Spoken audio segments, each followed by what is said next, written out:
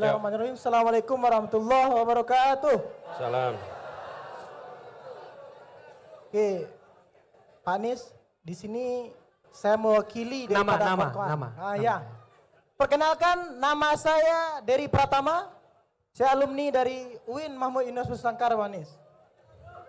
Jadi di sini pertama sebelum saya bertanya Pak Anies, saya ingin minta dua hal kepada Pak Anies. Yang pertama itu Pak Anies orang yang luar biasa, tetapi saya ingin menjawab di sini tidak memakai dengan kalimat-kalimat yang tinggi, Pak Anies. Karena di sini tidak semuanya yang memahami kalimat-kalimat tinggi seperti yang di TV itu, Pak Anies. Yang kedua, jangan banyak janji di antara masyarakat hari ini. Jadi di sini pertanyaan saya, Pak Anies, pertanyaan saya mengutip daripada perkataan Tan Malaka itu. Kata Tan Malaka, tujuan daripada pendidikan itu adalah mempertajam pengetahuan, memperkukuh kemauan, dan memperhalus perasaan, Pak Anies. Jadi dari kalimat itu, kami sebagai mahasiswa, kami sebagai orang yang pernah belajar itu, banyak di antara kami yang hari ini telah menjalankan tiga hal itu, Pak Anies, tetapi merasa ketakutan. Karena apa? Karena setelah sekolah, setelah berkuliah itu takut tidak mendapatkan pekerjaan. Selanjutnya, banyak di antaranya orang-orang elit yang berada di pemerintahan itu, Pak Anies, tidak mendengarkan dan tidak mau membawa kami masuk ke dalam pemerintahan itu. Jadi Pak Anies, saya minta penjelasannya, kami dari sektor kawan-kawan mahasiswa dan dari seluruh yang pernah berkuliah, Pak Anies. Sekian, terima kasih. Sulit cari kerja. Jangan tinggi-tinggi, sederhana aja. Sulit cari kerja, gitu kan? Nah, gitu. Rupanya dia yang ngomongnya rumit nih. Saya mencoba mencari apa ini maksudnya. Ternyata pertanyaan sederhana, bagaimana cepat cari kerja, gitu. Jadi yang berbelit-belit siapa ini?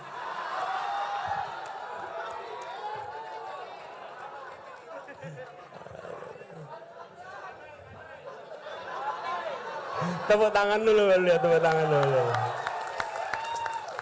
Ya. Gini, makasih. Namanya sekali lagi siapa? Panggilannya? Dery.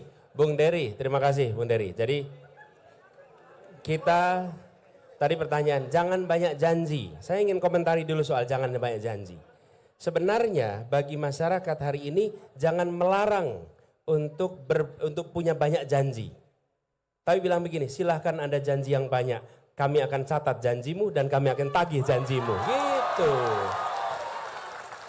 Loh, kalau Anda melarang kami janji banyak, rugi Anda. Rugi. Bener gak? Harusnya dibilang, Pak Anies janjimu kurang banyak Pak Anies. Janjinya ditambah, nanti kami tagih janjimu. Begitu.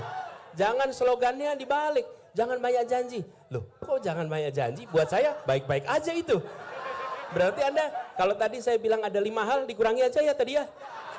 Mau nggak dikurangi tadi? Ya, kalau gitu stadion dihapus saja ya. Oke. Revitalisasi kereta api hapus saja ya. Loh, kata dia jangan banyak janji. Nah, makanya dibalik. Nah, ini saya ajarin nih.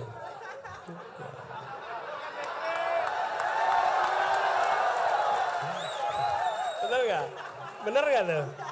Jadi justru bilang begini, Pak Anies, kami rekam kalimatmu. Satu saat kami tagih janjimu. Begitu. Jadi nanti kalau ketemu dengan siapapun yang berkampanye, katakan, kurang janjimu, tambahin ini, 1, 2, 3, 4, gitu ya. Setuju ya? Oke.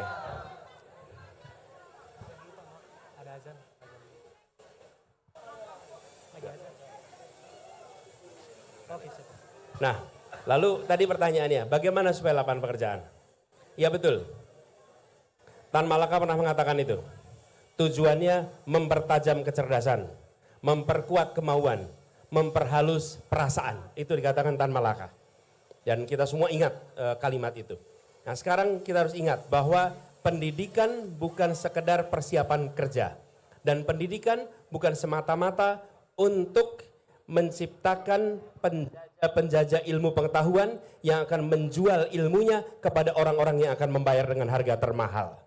Bukan. Pendidikan adalah mengembangkan potensi yang ada dalam dirinya untuk menjadi manusia yang berakhlak, manusia yang punya kompetensi, manusia yang punya skill, manusia yang nantinya memberikan manfaat bagi dirinya dan lingkungannya. Itulah fungsi pendidikan. Sehingga pendidikan itu membekali seseorang sesuai dengan potensinya. Kira-kira begitu. Seperti yang dikatakan juga oleh Tan Malaka. Nah, sekarang tantangan kita apa? Tantangan kita begini. Tantangan kita bukan anak-anak saja yang tidak bisa mendapat pekerjaan, tapi pekerjaannya yang kurang banyak. Jumlah yang lulus dengan lapangan pekerjaannya tidak seimbang, nggak seimbang. Katakanlah begini, yang lulus 100 pekerjaannya 60. Otomatis 40 nggak dapat pekerjaan.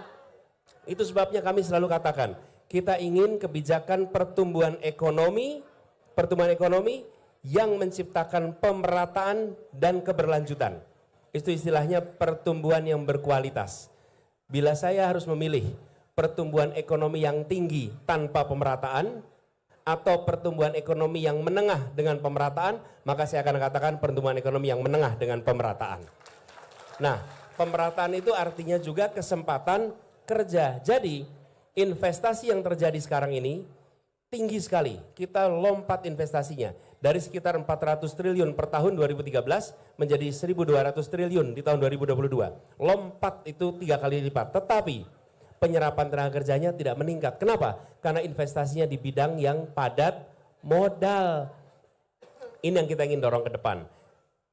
Investasi di padat karya dan investasi dorong untuk sektor informal mikro. Karena itu menyerap tenaga kerja banyak. Jadi dengan begitu nanti teman-teman lulus kuliah, lulus sekolah lebih mudah dapat pekerjaan.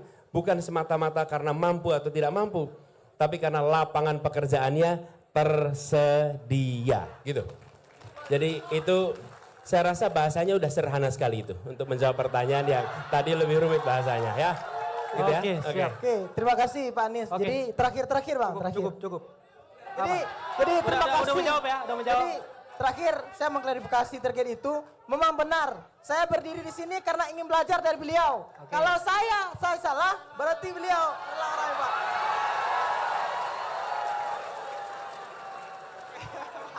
Siap, terima kasih. Oke, terima kasih Bang ya. Oke, tepuk tangan dulu. Oke, siap.